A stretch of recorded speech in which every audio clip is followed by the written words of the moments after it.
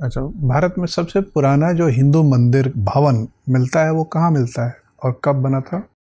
Sir ये गुप्त काल में मिलते हैं। जैसे भीतर गांव मंदिर है कानपुर का, जो ईंटों से बना, वो सबसे पुराना माना जाता है। कब का है लगभग? सर एग्जैक्ट तो नहीं है, गुप्त काल है लगभग। एक गुप्त काल था 550 से 570 ईस्वी के आसपास, तो लगभग 600 ईस्वी मान सकते।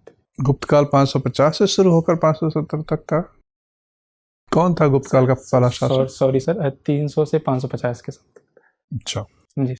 दिव्या, हरियाणा का नाम हरियाणा क्यों है? Sir basically Haryana Hari plus आना से है, और इसे सर हरि मतलब भगवान की भूमि कहा जाता है। जैसे सर महाभारत यहाँ हुई, और सर भगवान कृष्ण ने गीता का उपदेश दिया, तो इसीलिए इसे हरियाणा कहा जाता है। तो हरि प्लस आना, Yes, आना sir. कौन सा ना? न है सर, आना तो न है, लेकिन हमारी हरियाणवी लैंग्वेज में बेसिकली न को न से बोला जाता है। ओके, तो इसलिए सर। पूर्ण हो जाता है। Yes sir. अच्छा, ये बताया कि हरित क्रांति और हरियाणा के जन्म में क्या रिश्ता है? सर हरित क्रांति में हरियाणा की बहुत बड़ी भूमिका रही है। दोनों के जन्म का रिश्ता क्या है? दोनों के बर्थ में कोई रिलेशनशिप? हाँ सर, हरियाणा का सर पंजाब से सेपरेट 1966 में हुआ था, और हरित क्रांति 20 दशक में आई। आप मुझे बताइए कि मध्य प्रदेश के कितने जिले हैं जो नर्मदा नदी के किनारे हैं? जी मैम, मध्य प्रदेश के 16 जिले नर्मदा। कौन कौन से? जी मैम,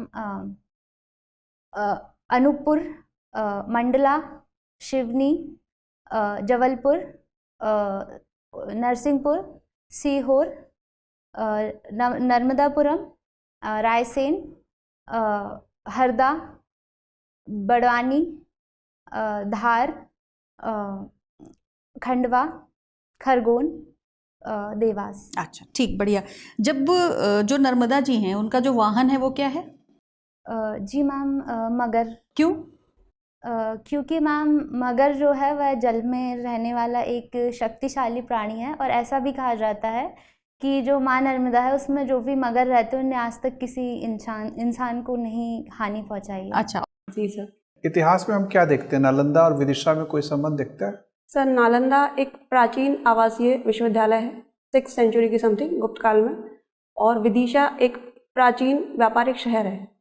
तो आई एम श्योर सर कि वहाँ पे लोगों का आना जाना, ट्रेड रिलेशन रहे होंगे, ये समानता मैं पाती हूँ।